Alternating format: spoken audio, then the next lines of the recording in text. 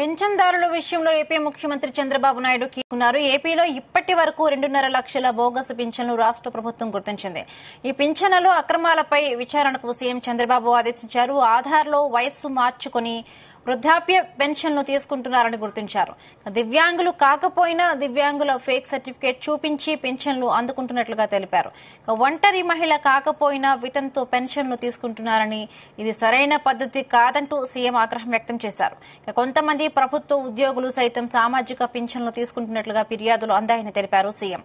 ఇన్నాళ్లు పింఛన్లు మంజూరు చేయడానికి బాధ్యులైన అధికారులను గుర్తించామని నిర్ణయించారు.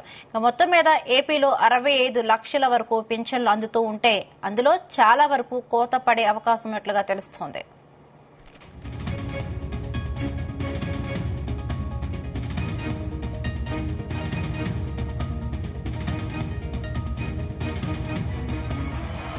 రైట్, ఇదే అంశానికి సంబంధించి మరిన్ని పూర్తి అప్డేట్స్ మా ప్రతినిధి నాగేశ్వరరావు అందిస్తారు. నాగేశ్వర్, ఏపీలో బోగస్ పింఛన్లకు సంబంధించి సీఎం చంద్రబాబు నిర్ణయం తీసుకోబోతున్నట్టుగా తెలుస్తోంది. డీటెయిల్స్ ఏంటి నాగేశ్వరరావు?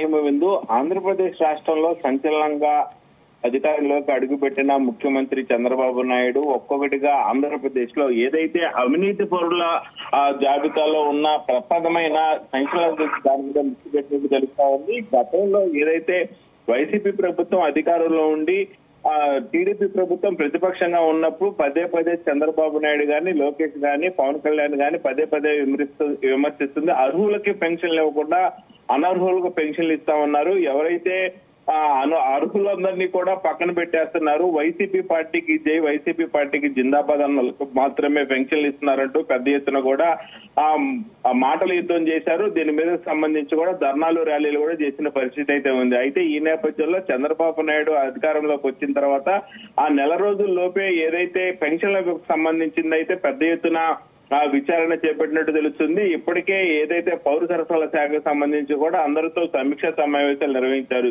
ఈ సమీక్ష సమావేశాలు నిర్వహించిన నేపథ్యంలో జిల్లా వ్యాప్తంగా కూడా ఏదైతే విజయనగరం నుంచి గుంటూరు దాకా, అలాగే గుంటూరు నుంచి అనంతపురం దాకా ఏదైతే ఈ వికలాంగులకు సంబంధించి కానీ, వృద్ధులకు సంబంధించింది కానీ, అలాగే ఒంటరి మహిళలకు సంబంధించింది కానీ, వీళ్ళందరికి సంబంధించిన పెన్షన్లకు సంబంధించి వైసీపీ పార్టీకి అనుకూలంగా ఉన్న వాళ్ళందరూ కూడా పెన్షన్ శాంక్షన్ చేశారు. అర్హులు ఎవరికి కూడా ఆ పెన్షన్లు అందుబాటులో చేయలేదు. ముఖ్యంగా అందులో కూడా టీడీపీ మద్దతుదారులన్నా, ఆ టీడీపీ పార్టీకి సంబంధించిన ఇళ్ళన్నా కానీ ఆ ఇంట్లో వాళ్ళకి నిండు అర్హత ఉన్నా సరే, వికలాంగులైనా సరే ఎవరికి కూడా పెన్షన్ వచ్చిన పరిస్థితి అయితే లేదని చెప్పి ఆ పెద్ద ఎత్తున కూడా అప్పుడు చంద్రబాబు నాయుడు, లోకేష్, పవన్ కళ్యాణ్ విమర్శించారు. విమర్శించిన నేపథ్యంలోనే అధికారంలోకి అడుగుపెట్టిన నెలలోపే పూర్తి కూడా సమీక్ష సమావేశాలు నిర్వహించి ఆ చంద్రబాబు నిర్ణయం తీసుకున్నట్టు తెలుస్తా ఉంది. ఏదైతే రాష్ట్ర వ్యాప్తంగా కూడా ఆ పెన్షన్లు ఆస్తిపరులున్నా, భూములున్నా, వయసు తక్కువ ఉన్నా వీళ్ళందరూ కూడా వైసీపీ పనులలో పెన్షన్లు ఇచ్చినట్టు తెలుస్తుంది. ఇష్టారాజ్యంగా ఆ వాలంటీర్లకు అనుకూలంగా వాలంటీర్ల చేత ఆ వైసీపీ నాయకులకు మాత్రమే పెన్షన్ అందించినట్టు తెలుస్తా ఉంది. అయితే ఈ పెన్షన్ కు సంబంధించి కూడా ఎప్పుడో ధనికులకి, పేదవాళ్ళకి మధ్య తేడా వ్యత్యాసం లేకుండా పోయింది. అనుకూలమైన వాళ్ళకే ఇస్తా ఉన్నట్టు చెప్తా ఉన్నారు. అయితే దీనికి సంబంధించి అయితే పూర్తిగా లిస్ట్ అవుట్ చేసినట్టు తెలుస్తోంది.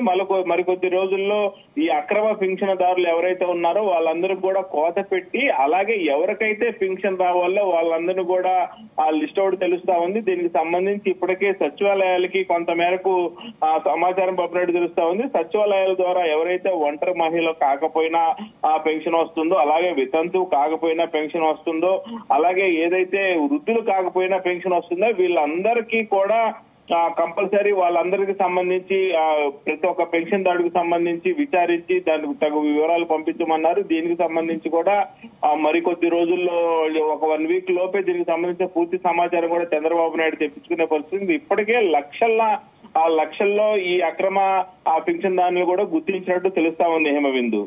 Right, thank you Nageswararao. Thanks for the updates.